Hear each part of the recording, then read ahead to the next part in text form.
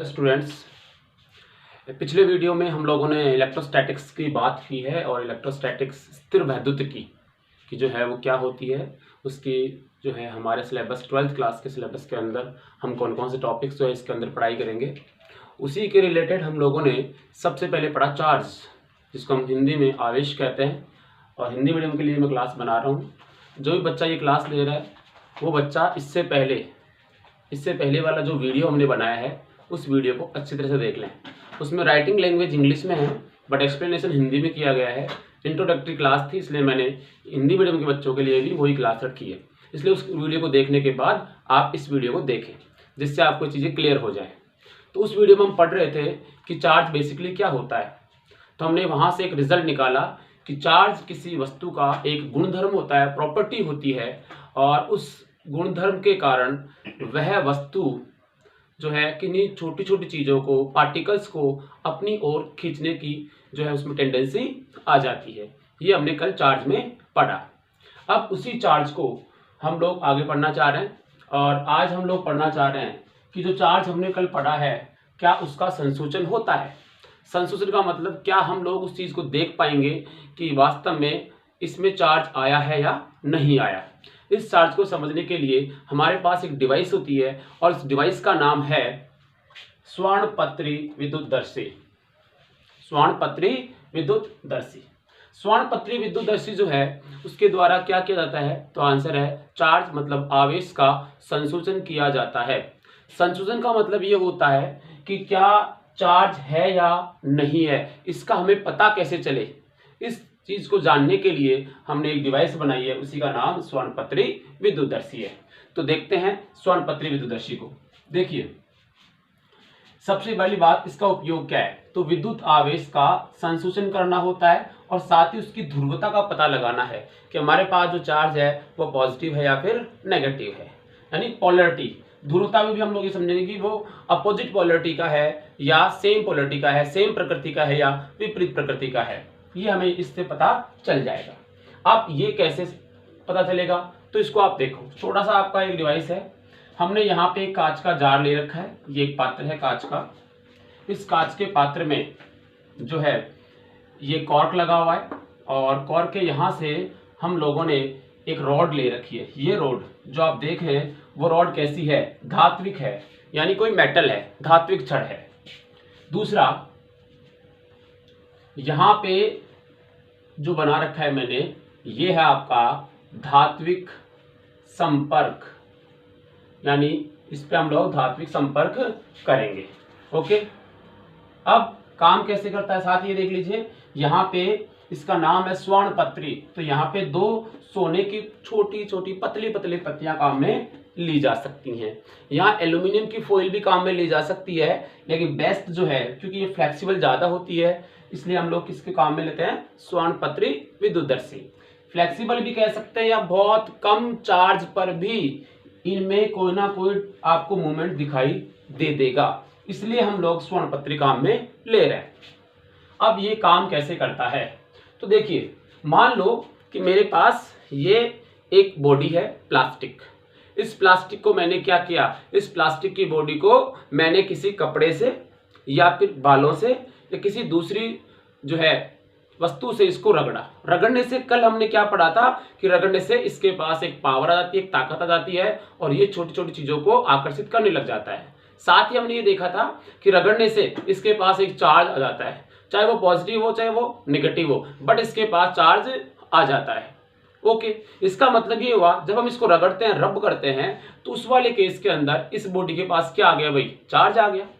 अब जब इसके पास चार्ज आ गया तो हमने क्या किया, इसके चार्ज को कुछ इस प्रकार से इस पे रिप्रेजेंट कर दिया कि इस बॉडी पे ये चार्ज आ गया, ये वाली बॉडी यहां मैंने लिखा दी।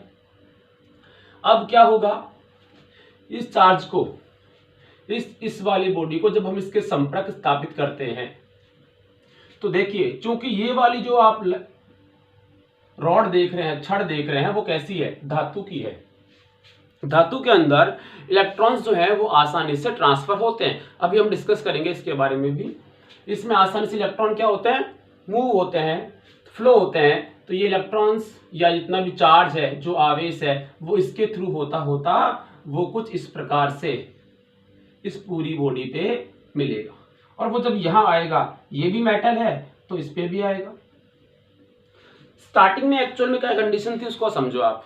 ये जो दोनों आप स्वर्ण पत्री देख रहे हैं वो स्टार्टिंग में ऐसे थी, बिल्कुल ऐसे, ठीक है। जब ये ऐसे थी और ऊपर से जैसे इसके अंदर चार्ज आया और ये अपने आप ऐसे हो गई। जब ये अपने आप ऐसे होती है तो हम क्या रिजल्ट निकालते हैं, तो इनमें प्रतिकर्षण हुआ है। और अगर इनमें प्रतिकर्षण हुआ है इसका मतलब क्या हुआ, दूर जाएंगी। दूर जाने का मतलब भी क्या होता है, प्रतिकर्षण होता है। यानी ये जो चार्ज यहां था वो पूरा का पूरा चार्ज कहां ट्रांसफर हो गया, यहां हो गया। और ये क्या चली गई, एक दूसरे से दूर चली गई, ठीक है। इससे मैं समझ में आया कि अगर दूर चली गई, इस अपने आप तो गई नहीं है, इसका संपर्क लगाया तब गई है। इससे हमें क्या समझ में आया कि यहाँ पे चार्ज है। चार्ज का पता हमने लगा लिया, किससे, विद्युत पत्री स्वर्ण पत्री विद्युत दर्शी से हमने चार्ज का पता लगा लिया। इसलिए हम लिखा विद्युत आवेश का संसूचन हो गया, कि वास्तव में यहाँ आवेश था या नहीं था। इसमें इजीवे में हमें दिखाई दे गया, बल्कि हमें आवेश दिखाई देता नहीं है, बट इसका दूर होना ये शो करता है कि यहाँ पे क्या है, चार्ज है। एक बात तो ये होगी। दूसरी बात है ध्रुवता का पता लगाना। यहां जो चार्ज है उसका अमाउंट या ये जो दूर हो रही हैं वो कितनी दूर होंगी, इस चीज का डिसीजन इससे हो जाएगा। अगर हम इस धात्विक रोड पे अब फिर से चार्ज दें, इसको और चार्ज दें, और चार्ज देंगे तो ये जो डिस्टेंस है इनके बीच की वो कम भी हो सकती है और ज्यादा भी हो सकती है। फिर से सुनना, अगर मैं यहाँ पे ऐसा और चार्ज इसको दूं तो उस वाले का केस में वो चार्ज यहां तक आएगा। चार्ज यहां आएगा तो दोनों पत्तियों पे आएगा।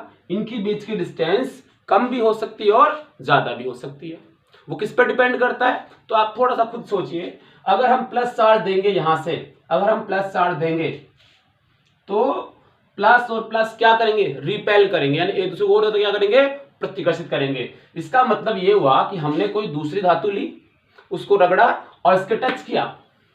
कोई दूसरी बॉडी ले ली, रगड़ा, इसके क्या किया, हमने टच किया। जब हम इसके टच करते हैं और ये और दूर हो गया, इसका मतलब वो सेम चार्ज यहाँ पे अप्लाई किया गया है जो पहले था, मींस पॉजिटिव। और अगर इनके बीच की डिस्टेंस क्या हो जाए, कम हो जाए, इनके बीच की अगर डिस्टेंस कम हो जाती है इसका मतलब यहां जो चार्ज था वो चार्ज अब नहीं है, वो अपोजिट पोलरिटी का चार्ज है, यानी विपरीत प्रकार का आवेश है।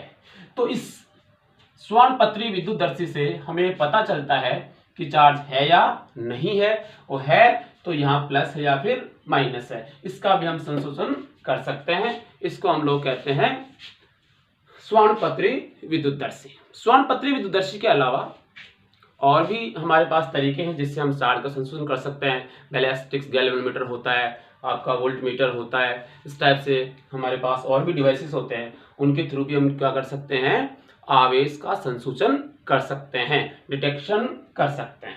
ओके, ये बात थी आपकी स्वर्ण पत्री विद्युत दर्शी की।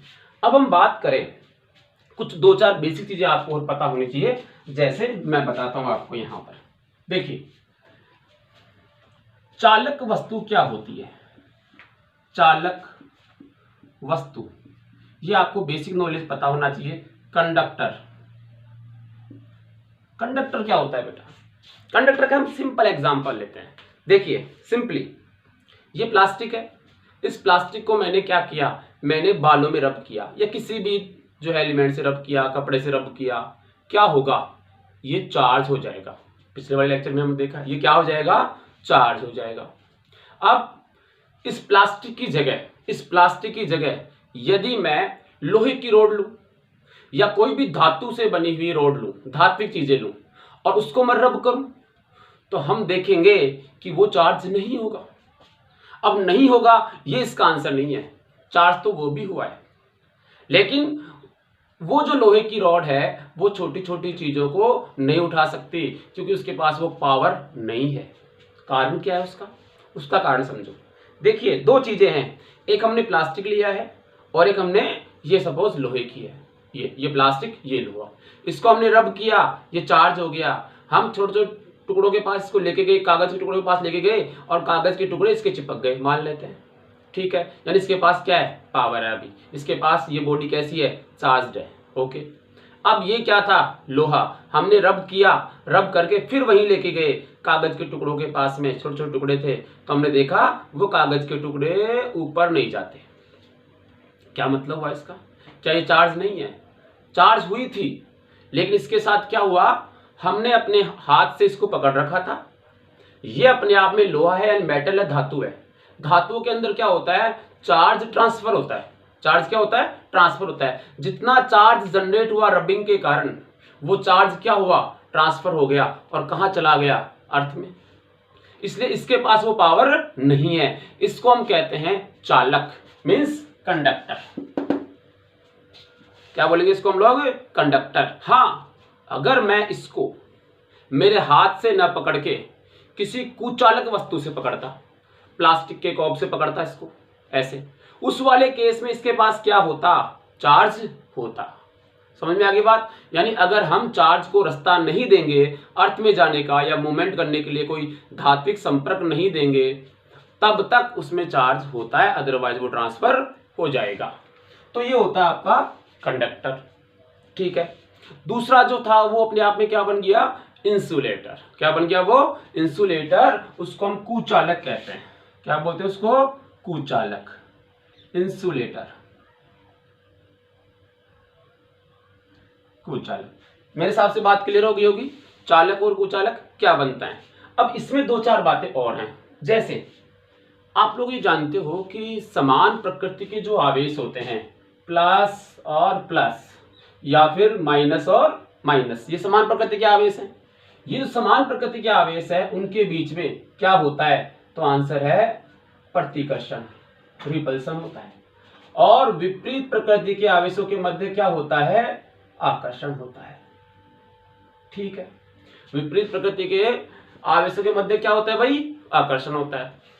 अगर ये बात है तो चार्ज, जब किसी बॉडी को चार्ज किया जाता है तो उस बॉडी में वो चार्ज कहां रहता है, इसको समझने की जरूरत है।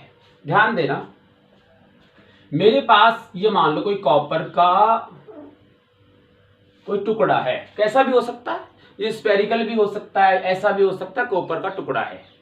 ये जो कॉपर का टुकड़ा है इसको क्या किया गया, चार्ज किया गया। चार्ज करने का मतलब या तो इसको पॉजिटिव चार्ज करोगे या फिर नेगेटिव चार्ज करोगे। जब आप इसको पॉजिटिव या नेगेटिव चार्ज करोगे इसका मतलब या तो इलेक्ट्रॉन दोगे या इलेक्ट्रॉन लोगे।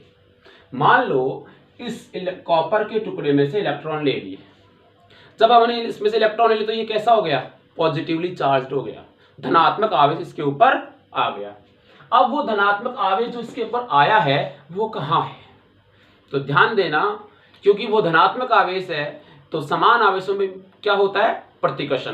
प्रतिकर्षण का मतलब क्या होता है कि वो दूर से दूर जाने की कोशिश करेंगे। कहां तक जा सकते हैं, इसकी सरफेस तक। अधिक से कितनी दूर तक जा सकते हैं वो, इसकी सरफेस तक, इसके आगे नहीं जा सकते। इसका मतलब हुआ कि जो चालक वस्तुएं होती हैं, जो चालक वस्तुएं होती हैं उन पे जो चार्ज होता है वो कैसा कहां होता है, सरफेस पे होता है। कहां होता है भाई, सरफेस पे होता है। जैसे हमने मान लो कि ये एक स्फेयर है, कोई गोला है, और गोला कैसा है, कंडक्टर है। कंडक्टर का मतलब समझ गए ना, चालक है, कोई किसी का भी चालक वस्तु धातु से बना हुआ है। इसमें अगर जो चार्ज होगा वो पूरा होगा कहां पे, इसकी सरफेस पे, या तो प्लस या फिर माइनस। तो फिर अंदर चार्ज कितना है, तो आंसर है 0। अंदर चार्ज कितना है, 0। क्यों, क्योंकि जो भी इस पे चार्ज था उन सब में आपस में प्रतिकर्षण हुआ। प्रतिकर्षण होने के कारण वो दूर दूर जाने की कोशिश करेंगे और अधिकतम कहां जा सकते हैं, इसकी सरफेस से। सरफेस के बाहर नहीं आ सकते क्योंकि सरफेस के बाहर क्या है, एयर, और एयर क्या होती है, कुचालक, इसलिए उसमें से ट्रांसफर नहीं होंगे। तो ये आपका हो गया क्या, कंडक्टर। ठीक है भाई, अब हम बात करें कि क्या कंडक्टर में अंदर की जो सरफेस है उसको भी चार्ज किया जा सकता है। तो अभी हम आवेशन की विधियां पढ़ेंगे, उससे भी समझ में आ जाएगा कि अंदर से भी हम चार्ज कर सकते हैं। दूसरी बात करते हैं इंसुलेटर की। इंसुलेटर में क्या होता है, अगर यही जो है आपका कुचालक वस्तु होती तो इसमें जहां चार्ज दिया गया है चार्ज वहीं रहता, वहां से ट्रांसफर नहीं होता। इसमें देखिए आपने अगर यहां भी चार्ज दिया है तो चार्ज कहां पहुंच गया, यहां। अगर आपने यहां भी चार्ज दिया है तो चार्ज कहां पहुंच गया, यहां। उसको अल्टीमेटली जाना कहां है, सरफेस पे। बट अगर इंसुलेटर है, इंसुलेटर में जहां चार्ज दिया जाएगा वहीं चार्ज होगा, वो वहां से ट्रांसफर नहीं हो सकता। ठीक है, तो इसका ध्यान रखेंगे आप। जनरली हमारे जो क्वेश्चंस होते हैं उसके अंदर ये बोला जाता है कि यूनिफॉर्म एक समान रूप से चार्ज जो है वो डिस्ट्रीब्यूट किया हुआ है, एक समान रूप से चार्ज को वितरण किया हुआ है। एक समान रूप से मतलब अगर ये कोई ठोस गोला होता, क्या होता, ये ठोस गोला होता, वो भी कैसा, कुचालक, तो ऐसा मान के चलते कि इसके अंदर चार्ज जो है सभी जगहों पर एक समान रूप से वितरित है। ये हमें पता होना चाहिए। हमारे क्वेश्चन ऐसे कुछ होंगे, अगर कोई चेंज आएगा तो उसमें हम उस अकॉर्डिंग देखेंगे, लेकिन ये पता होना चाहिए कि सरफेस पे चार्ज होता है। जैसे किसी भी, अगर ये, अब आप ये समझोगे कि अगर जो आपका कंडक्टर है ये है ठोस गोला, कैसा है, ठोस गोला। मान लो कि खोखला होता, कैसा होता, खोखला गोला होता। अगर ये खोखला गोला होता उस वाले केस में भी चार्ज कहां होता, इसकी सरफेस पे, और अंदर चार्ज कितना होता, 0। इसके अंदर भी चार्ज कितना होता, 0। इसलिए इसका बेसिक नॉलेज आपको होना चाहिए। क्लियर हो गई बात। तो ये बात किसकी हो गई भाई, चार्जेस की। ओके, अब हम बात करें कि किसी वस्तु को चार्ज कैसे किया जाता है। जैसे ये चार्ज किया हुआ है, ये चार्ज किया हुआ है, ये चार्ज किया हुआ है, तो वस्तु को चार्ज कैसे किया जाता है। जैसे सिंपली एक तो एग्जांपल यही दिखता है कि इस स्वर्ण पत्री को चार्ज कैसे किया गया, कोई दूसरा चार्ज पार्टिकल इसके संपर्क में लाके, कोई दूसरी चार्ज बॉडी इसके संपर्क में लाते हैं, इससे क्या हो सकता है, चार्ज हो सकता है। एक तो यहां से दिख रहा है। इससे पहले हमने घर्षण देखा था, रब करके देखा था, तो घर्षण के द्वारा भी क्या हो सकता है, चार्ज हो सकता है, आवेशन किया जा सकता है। और एक थर्ड प्रॉपर्टी है, उसका नाम है प्रेरण। क्या नाम है उसका, प्रेरण। तो वो आपके लिए नहीं होगी, ये दो तो आप फटाफट देख लें। ठीक है, तो हम पढ़ते हैं अब आवेशन की विधियां। तो अब हम बात करते हैं आवेशन की विधियों का। आवेशन की जो विधियां हैं उसमें हमारे पास सबसे पहली है घर्षण द्वारा आवेशन कर सकते हैं हम लोग, चालन द्वारा आवेशन कर सकते हैं, और तीसरा क्या है, प्रेरण द्वारा आवेशन किया जा सकता है। बात करें घर्षण की, घर्षण विद्युत क्या होती है, सिंपल है, जो आपने भी पढ़ा है, घर्षण विद्युत जब भी दो वस्तुओं को आपस में रगड़ा जाता है तो उनमें इलेक्ट्रॉन्स का ट्रांसफर होता है, मतलब चार्जेस का ट्रांसफर होता है, और उसके कारण जो विद्युत उत्पन्न होती है उसको हम घर्षण विद्युत कहते हैं, सिंपल। और इसमें इलेक्ट्रॉन्स के ट्रांसफर के कारण उन वस्तुओं का जो है द्रव्यमान कम ज्यादा हो सकता है, इसी को हम क्या कहते हैं, घर्षण द्वारा आवेशन। दूसरी वस्तु जो है आवेशित हो जाती है, पहली वस्तु भी आवेशित हो जाती है, एक पे पॉजिटिव आता है, एक पे नेगेटिव चार्ज आ जाता है। ये तो हमने पहले पढ़ चुके हैं। ये है मेन, यहां से क्वेश्चन भी बनते हैं आपके न्यूमेरिकल। चालन द्वारा, चालन द्वारा जो है आवेशन कैसे होता है। चालन का मतलब आप ये समझेंगे कि यहां मैं एक चीज और लिख देता हूं कि संपर्क, संपर्क द्वारा, कांटेक्ट इसमें बहुत जरूरी है, इसमें कांटेक्ट जरूरी है। कैसे, जब भी हम किसी एक वस्तु को किसी दूसरी अनावेशित वस्तु से संपर्क स्थापित करवाते हैं, जब भी हम एक आवेशित वस्तु को किसी दूसरी अनावेशित वस्तु से संपर्क स्थापित करवा देते हैं तो उन दोनों वस्तुओं के मध्य आवेशों का पुनर्वितरण होने लग जाता है, और दोनों वस्तुओं में आवेशों का पुनर्वितरण एक निश्चित विभव तक होता है। उसके बाद वो जो है रुक जाता है। रुकने के बाद अगर दोनों वस्तुओं को अलग किया जाए या वैसे भी रखा जाए तो उन पे आवेश की मात्रा अलग अलग होती है। इसको हम कहते हैं चालन द्वारा आवेशन। अब इसको समझो आप। सपोज ये आपके पास एक वस्तु है A और ये आपके पास एक वस्तु है D। मान लो चार्ज को देखो Q से लिखते हैं, इस पे चार्ज कितना है 0, इसको हम क्या कहेंगे अनावेशित वस्तु। ठीक है, इस पे कितना चार्ज मान ले Q, इस पे मान लो कितना चार्ज है Q, इस पे कितना है 0, तो ये अनावेशित हो गई और ये कैसी हो गई आवेशित। ठीक है, अब पहले ये दोनों क्या थी अलग अलग थी, हमने क्या किया इन दोनों में संपर्क स्थापित किया, इन दोनों में हमने क्या किया संपर्क स्थापित किया।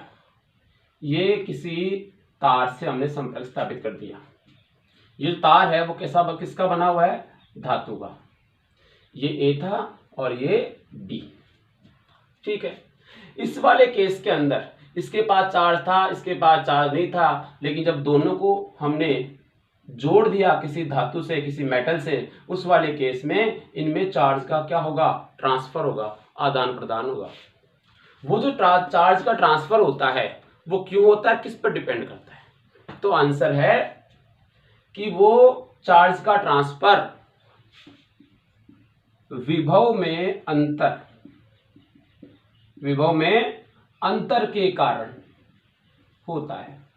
चार्ज का ट्रांसफर किसके कारण होता है, विभव में अंतर के कारण होता है। जैसे इसका विभव ज्यादा है क्योंकि Q है इसके पास Q कितना है 0, इसका विभव कम है, तो चार्ज इस वाले से इस वाले में जाएंगे चाहे इनकी रेडियस कुछ भी हो, इसलिए आपको क्या याद रखना है कि अगर हम लोग चालन द्वारा संपर्क स्थापित करके जब हम लोग एक वस्तु से दूसरी वस्तु में चार्ज को ट्रांसफर कर रहे हैं, उस वाले केस में यदि वस्तुएं जो हैं गोल हैं, एक गोले की जैसे हैं, तो उस समय चार्ज जो होगा वो उसकी त्रिज्या के समानुपाती होता है। चार्ज का वितरण जो होगा वो क्या होगा उसकी त्रिज्या के समानुपाती होता है। ठीक है, अगर त्रिज्या के समानुपाती होता है तो मान लेता हूं इसकी त्रिज्या R1 और इसकी त्रिज्या R2, एक को अगर मैं R1 मानूं दूसरे को मैं अगर क्या मानूं R2 मानूं या RA और RB मानूं, तो मैं यहां लिख सकता हूं QA upon QB is equal to RA upon RB, QA upon QB is equal to RA upon RB। ये इसकी रेडियस पर डिपेंड करता है। ये जो चार्ज है QA और QB ये कब है, इनको जोड़ने के बाद थोड़ी देर क्या हुआ, इनमें आवेश का आदान प्रदान हुआ और उसके बाद रुक गए। आवेश का आदान प्रदान क्यों हो रहा था, विभव में अंतर के कारण। जब दोनों का विभव क्या हो गया बराबर हो गया, उस वाले केस में क्या हो जाएगा रुक जाएगा, और रुकने के बाद चाहे हम इस कनेक्शन को हटा दें और दोनों को क्या कर दें अलग अलग कर दें, तब उनके पास जो चार्ज आएगा वो सब किस पर डिपेंड करता है, इस पर डिपेंड करता है। अगर ऐसा है तो मैं आपको इसका एक फॉर्मूला बताता हूं डायरेक्ट कि QA इसको हमने अलग कर दिया या फिर जोड़ने के बाद जो इनके पास चार्ज है इसके पास कितना चार्ज रहेगा, तो आंसर है Q system into RA upon RA plus RB। ध्यान देना Q system into RA upon RA plus RB, ये इसका फॉर्मूला है। यानी इसके पास कितना चार्ज होगा, तो आंसर है इसके पास होगा, इस सिस्टम का चार्ज कितना है, सिस्टम का चार्ज कितना देखिए Q, ये कितना है 0, Q प्लस 0 कितना रहा Q, तो सिस्टम का चार्ज क्या लिखा जाएगा यहाँ पे Q। ये RA A वाले के लिए A लिखना है, नीचे क्या लिखना है दोनों का ऐड। जैसे मान लो B पे कितना चार्ज है तो आप क्या लिखोगे QB is equal to Q system RB upon RA plus RB। बड़ा सिंपल सा फॉर्मूला है, इस फॉर्मूले को आप याद कर लो, इस फॉर्मूले को कैसे अप्लाई करना उसको भी समझ लो, फिर से समझ लो। हमारे पास कोई भी दो स्फीयर हैं या दो बॉडीज हैं, उनकी कोई ना कोई रेडियस है उन दोनों बॉडीज में स्टार्टिंग में कोई चार्ज था, इसके पास कुछ चार्ज था या नहीं था, इसके पास कुछ चार्ज था या नहीं था, ठीक है। उनको जब जोड़ा गया, जोड़ने के बाद इक्विलिब्रियम की कंडीशन आती है, दोनों का विभव बराबर हो जाता है। उस वाले केस में इन दोनों पे चार्ज की मात्रा का फॉर्मूला ये है QA और QB। ये हम लोग इसकी चार्ज निकाल सकते हैं, बड़ा सिंपल सा तरीका है, ठीक है। अब जैसे मान लूं, यहीं से अगर हम समझे कि इस पे चार्ज है Q, यहां 0 है, तो बताइए इस पूरे को हम एक क्या मान लेंगे, सिस्टम, मतलब निकाय। जब इस पूरे को सिस्टम मान लेंगे तो सिस्टम में टोटल कितना चार्ज है, Q तो ये रहा और 0 ये रहा, तो सिस्टम का चार्ज Q, सिस्टम कितना हो जाएगा, Q plus 0 is equal to Q। तो सिस्टम की जगह तो क्या लिखा जाएगा, Q। और मैं ऐसे कह रहा हूं कि यदि RA बराबर RB होता, RA बराबर क्या होता, RB, मीन्स दोनों गोले आइडेंटिकल होते, एक जैसे होते, एक ही धातु के मिलकर बने होते और इनकी रेडियस भी क्या होती, सेम होती। तो मैं लिख देता सेम, मान लो कितनी मान लेता हूं मैं, R मान लेता हूं, इसकी रेडियस भी R और इसकी रेडियस भी कितनी, R। जब दोनों की रेडियस R होगी तो आप सोचो RA प्लस RB कितना हो जाएगा, 2R। RA प्लस RB कितना हो जाएगा, 2R। और इस RA की जगह भी क्या लिखा जाएगा, R। इसका मतलब क्या हुआ कि आपका QA कितना होगा, Q सिस्टम कितना है, Q। RA कितना है, R। और RA प्लस RB कितना हो जाएगा, 2R। This is 2R। R से R क्या हो जाएगा, कैंसिल, कितना बचेगा, Q/2। This is QA, this is QA। और अगर आप QB निकालते हो, उस वाले केस में सिस्टम का into R upon 2R cancel, कितना बचा, Q/2।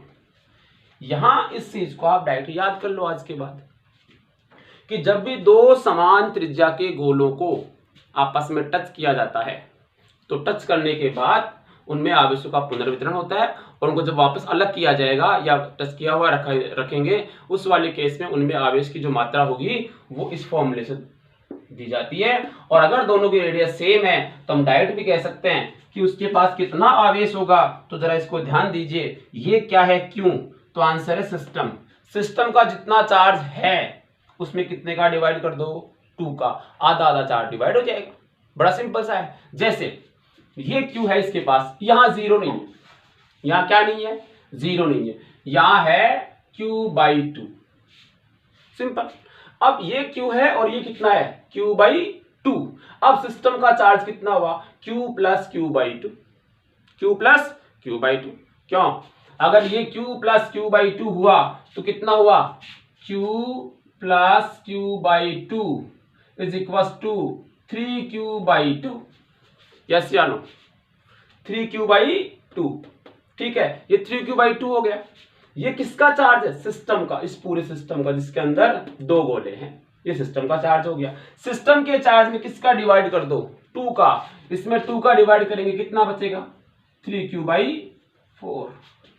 मतलब अगर ये Q/2 होता और ये Q होता, इन दोनों को ऐड किया, ऐड करने के बाद अलग किया, उस वाले केस में इसके पास 3Q/4 चार्ज होता और इसके पास भी कितना होता, 3Q/4 चार्ज होता। दोनों पे सेम परिमाण का चार्ज होता। ये है कंडक्शन, ठीक है। तो ये आपका कंडक्शन हो गया। अब इसके कुछ न्यूमेरिकल हम लोग कर लेते हैं और वो न्यूमेरिकल अभी हम सॉल्व करते हैं। तो अब हम इसका कुछ एग्जाम्पल ले लेते हैं और हमारा जो एग्जाम्पल है वो ये है, आप देखना साथ सॉल्व करना। ये कोई हमारे पास गोला है, उस पे चार्ज है 25 प्लस में कूलम्ब। कूलम्ब क्या होती है, आवेश का मात्रक। दूसरे पे कितना है, प्लस के 15 कूलम्ब, ये भी आवेश का मात्रक लिख दिया। इसकी त्रिज्या कितनी है, 10 सेंटीमीटर, इसकी त्रिज्या कितनी है, 30 सेंटीमीटर। हमसे पूछा है कि जब दोनों को जोड़ देंगे after connection find charge on A and B. ये पहले ऐसे थे, अब इनको हमने जोड़ दिया और ये जोड़ दिया। जोड़ने के बाद इन पे चार्ज कितने होंगे, तो सिंपल सा फंडा हमारा फॉर्मूला, जोड़ने के बाद चार्ज QA, Q सिस्टम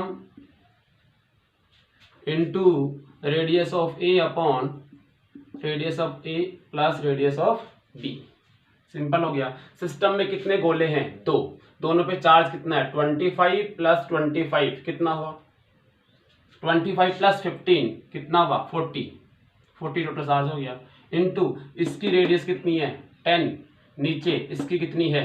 10 और 40। ये भी सेंटीमीटर में और ये भी सेंटीमीटर में कैंसिल हो जाएगा और आपका आंसर कितना आ जाएगा? 10 कूलम्ब।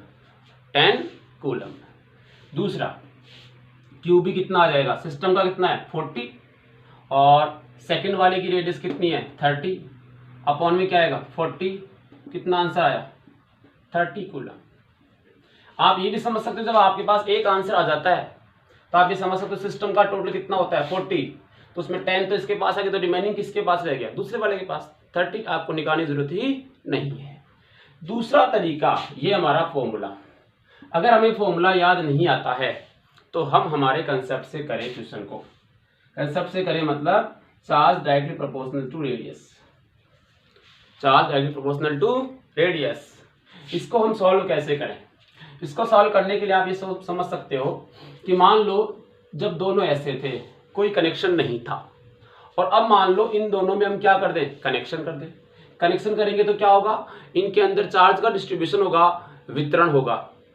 वितरण हो गया, रुक गया चार्ज। अब मान लो इसके पास कितना चार्ज है हमें नहीं पता। पहले कितना था? 25। अब कितना है? नहीं पता, क्योंकि ट्रांसफर हो गया ना कुछ चार्ज। या तो इसने लिया या इसने कुछ दिया है, कुछ ना कुछ हुआ है, इसलिए अब इसके पास कितना हमें नहीं पता। तो बचपन से सीखते आ रहे हैं हम लोग। क्या सीख रहे हैं? एक्स मान लेते साहब। तो मान लेता हूं मैं इसके पास कितना चार्ज है? एक्स। तो बताओ दूसरे वाले के पास कितना है? तो आप बोलोगे टोटल साहब कितना था? 40। तो दूसरे वाले के पास कितना रिमेनिंग हो गया? 40 माइनस एक्स। तो अगर एक के पास चार्ज एक्स है तो दूसरे के पास कितना बचा? 40 माइनस एक्स। सिंपल।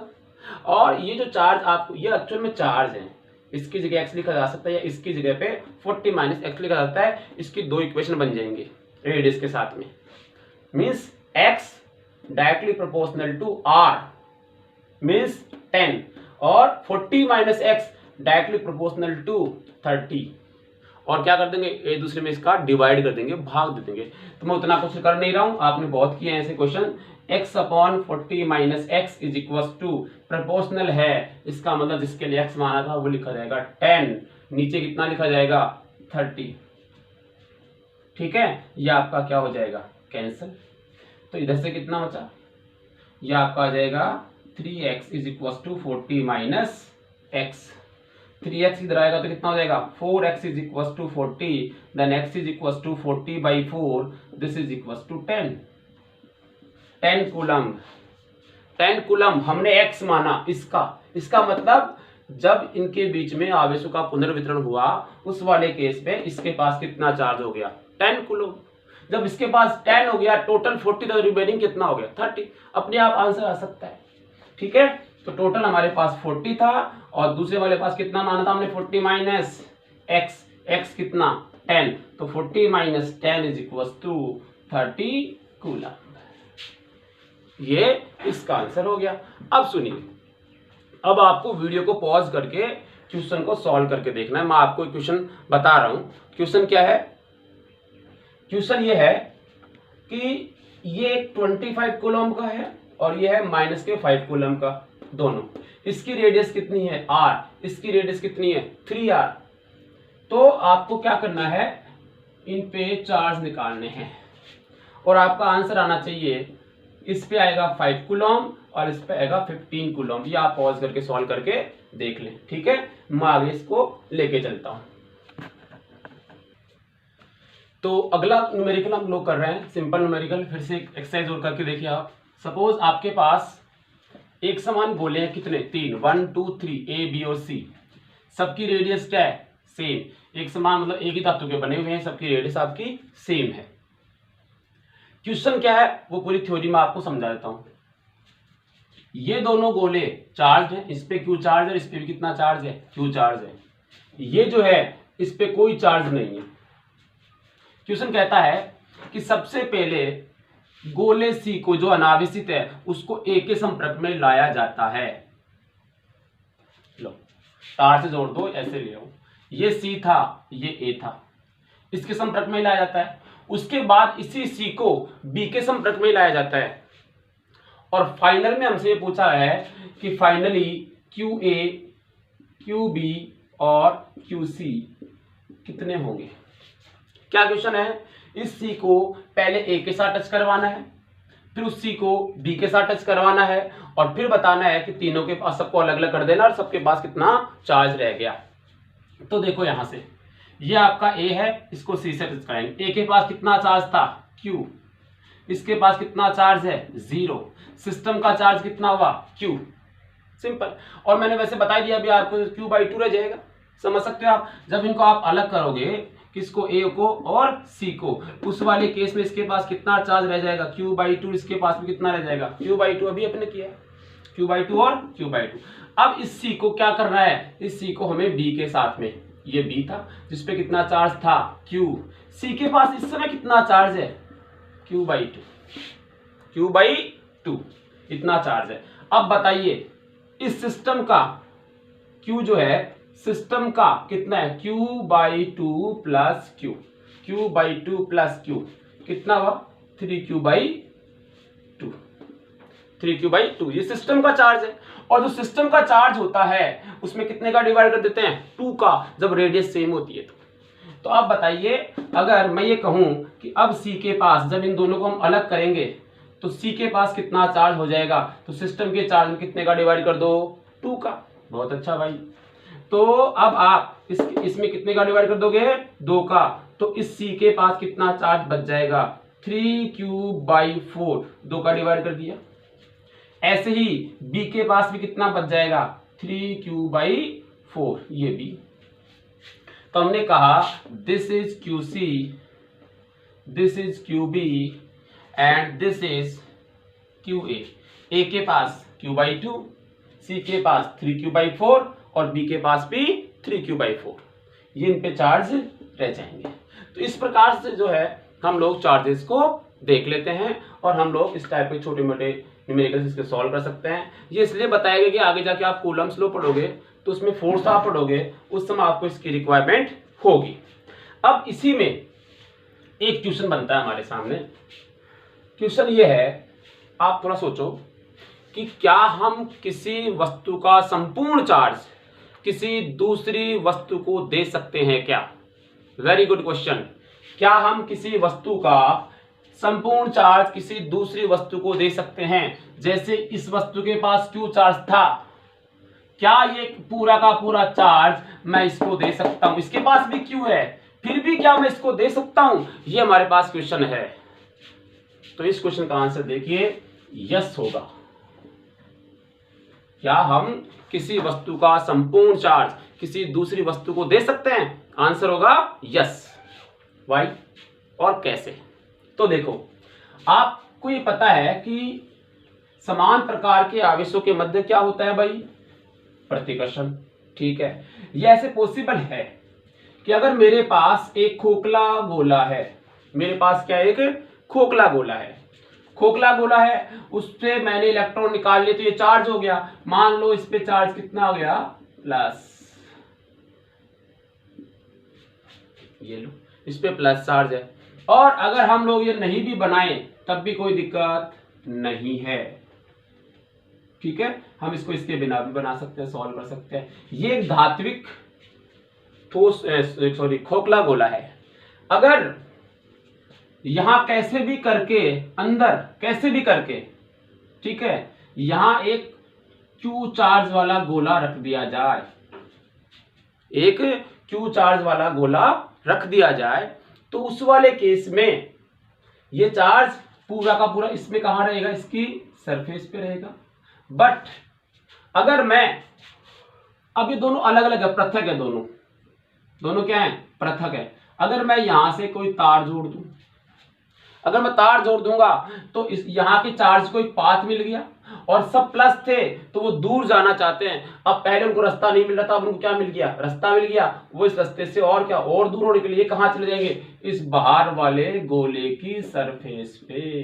पूरा का पूरा चार्ज इनमें आपस में प्रतिकर्षण होगा, पूरे के पूरे पॉजिटिव चार्ज हैं, एक ही नेचर के हैं, तो सब दूर जाने की कोशिश करेंगे और मैक्सिमम कहां तक आ जाएंगे, वो सरफेस से। इस प्रकार से इसके पास बाद में चार्ज कितना हो जाएगा, 0, और इसके पास कितना हो जाएगा, Q। इसका चार्ज पूरा का पूरा दूसरी वस्तु पे ट्रांसफर हो सकता है। क्लियर हो गई बात? ठीक है, ये था आपका जो है चालन द्वारा आवेशन। ओके, अब हम बात करते हैं प्रेरण द्वारा आवेशन की।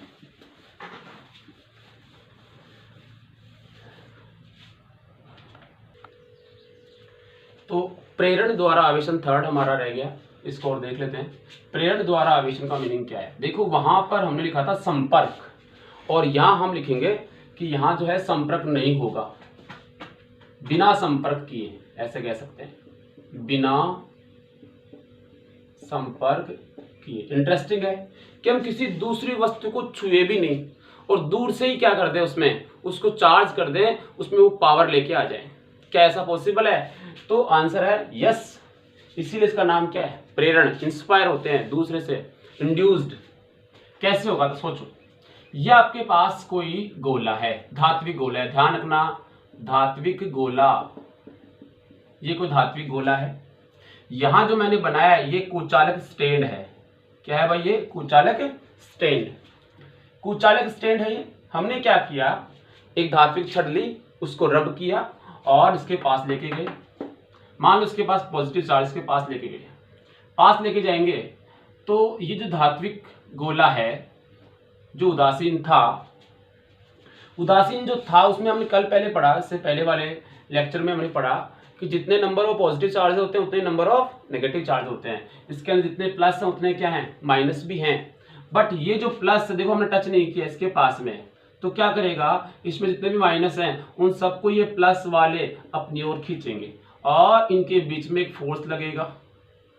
इन सबके बीच में क्या लगेगा, फोर्स लगेगा। ये एक दूसरे को अपनी ओर खींचेंगे। बाहर नहीं आ सकता माइनस, प्लस भी बाहर नहीं जा सकता, बट ये खींचेंगे क्योंकि विपरीत प्रकृति के आवेशों में क्या होता है, आकर्षण। तो ये खींच के रखेंगे, प्लस वाले इधर रह गए, माइनस वाले यहां से निकल के इधर आ गए। आगे देखो, अब अगर इधर वाले हिस्से को हम ग्राउंड कर दे, अर्थिंग, भू संपर्कित,